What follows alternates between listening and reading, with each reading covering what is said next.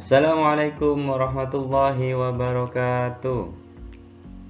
Alhamdulillah, pada pagi hari ini, pada kesempatan kali ini kita bisa berjumpa lagi.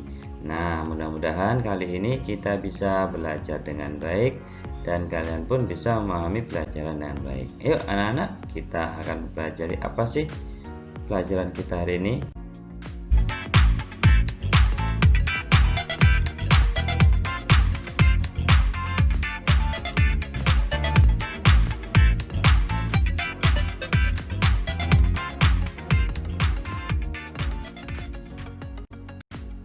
Kali ini kita akan mempelajari tentang hubungan antara gaya dan gerak dengan energi.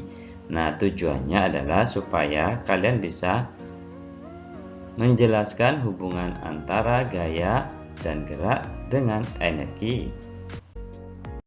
Di pembelajaran yang lalu kita sudah mempelajari tentang macam-macam gaya. Kali ini Ustadz akan mengatakan lagi tentang macam-macam gaya. Masih ingat kan ada berapa macam-macam gaya?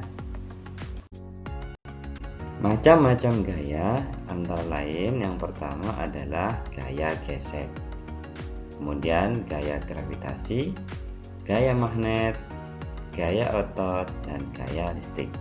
Itulah 5 macam-macam gaya yang telah kita pelajari. Ustadz mengingatkan lagi ya. Dan kalian jangan lupa, setelah mempelajari tentang macam-macam gaya, kali ini kita juga akan pelajari kembali hubungan gaya dan gerak. Apa saja sih hubungan gaya dan gerak itu? Mari kita pelajari. Hubungan gaya dengan gerak yang pertama adalah gerak timbul karena gaya otot. Apa sih gaya otot? Mari kita pelajari. Gaya otot merupakan gaya yang dihasilkan oleh kontraksi dan relaksasi. Kontraksi adalah memendeknya otot dan relaksasi adalah memanjangnya otot. Dalam kehidupan sehari-hari dalam beraktivitas, gaya otot banyak digunakan oleh manusia ataupun juga hewan. Contohnya adalah yang pertama, ketika kalian bermain bola, kemudian kalian bersepeda, atau juga ketika bermain tarik tambang ataupun bermain jungkat-jungkit. Nah, kehidupan sehari-hari kita tidak lepas dari gerak atau gaya otot ini. Hubungan gaya dengan gerak yang kedua adalah gerak timbul karena gaya pegas. Gaya pegas merupakan gaya yang ditimbulkan akibat adanya dorongan atau tarikan terhadap benda-benda elastis. Kalian tahu apa benda elastis itu? Nah, benda elastis adalah benda yang dapat berubah bentuk saat diberi gaya dan kembali ke bentuk semula apabila gaya dihilangkan. Contohnya, ketika kalian bermain ketapel atau menggunakan ketapel. Juga ketika kalian menggunakan trampolin, ya, kita meloncat-loncat di trampolin sehingga kita memantul, itu akibat dari benda-benda elastis. Contoh lagi, pegas pada spring bed yang kita gunakan dalam kehidupan sehari-hari untuk beristirahat.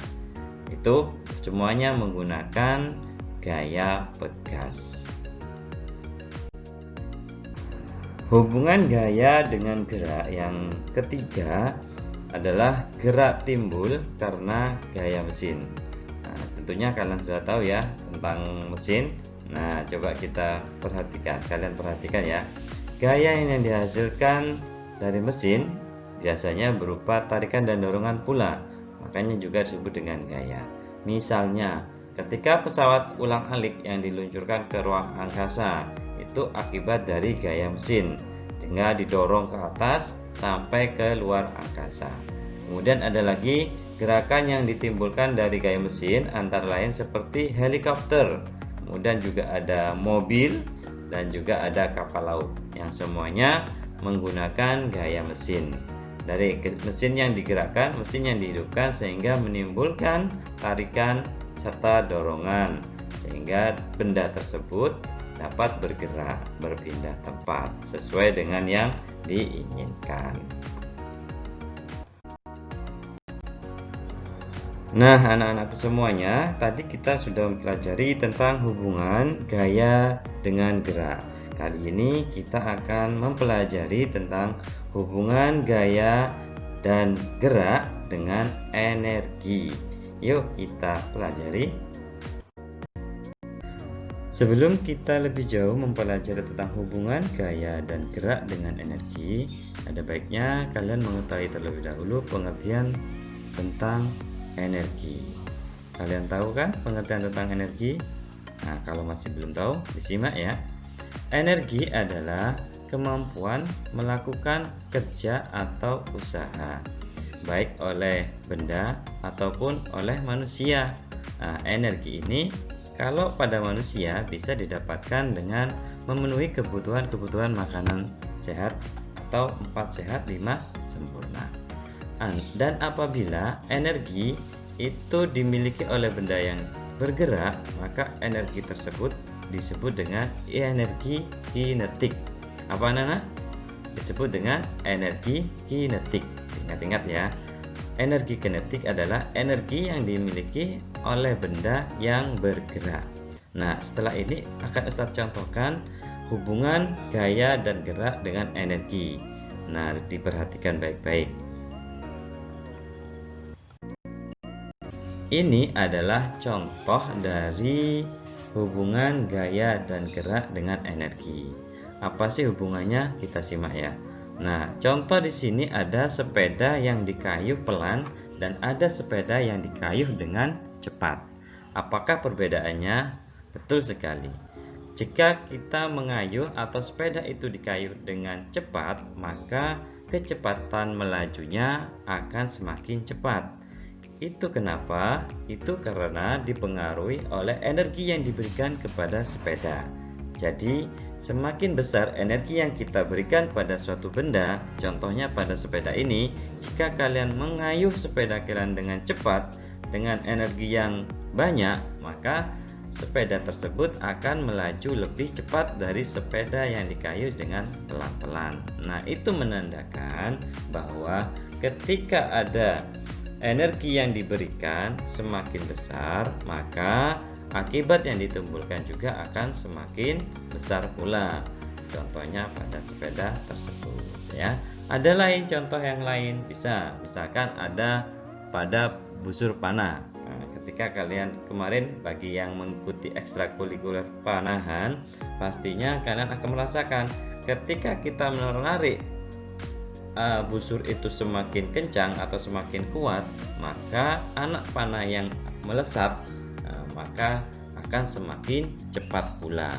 Nah, pergerakan itu pada anak panah ataupun pada sepeda tadi itu disebut dengan energi kinetik, seperti yang sudah Ustaz sebutkan di atas tadi ya. Energi kinetik diperhatikan dan diingat-ingat. Nah, itu tadi anak-anak hubungan gaya dan gerak dengan energi dan juga contoh-contohnya. Di lingkungan kita, di sekitar kita banyak menemukan juga contoh-contoh dari hubungan gaya dan gerak dengan energi jika kita memperhatikan. Nah, nanti kalian bisa memperhatikan di lingkungan sekitar rumah kalian tentang hubungan gaya dan gerak dengan energi tersebut, ataupun kalian juga bisa memperhatikan kegiatan kalian. Ustaz yakin bahwa pergerakan atau kegiatan kalian setiap hari pasti ada hubungan tentang gaya dan gerak dengan energi. Nah, kalau kalian sudah mempelajari ini, kalian nanti akan bisa merasakan hal tersebut ya. Jadi jangan lupa diingat-ingat. Nah, gitu ya. Nah, oke anak-anak, demikianlah pembelajaran kita pada pertemuan kali ini. Semoga bermanfaat. Jangan lupa selalu semangat dalam belajar ya.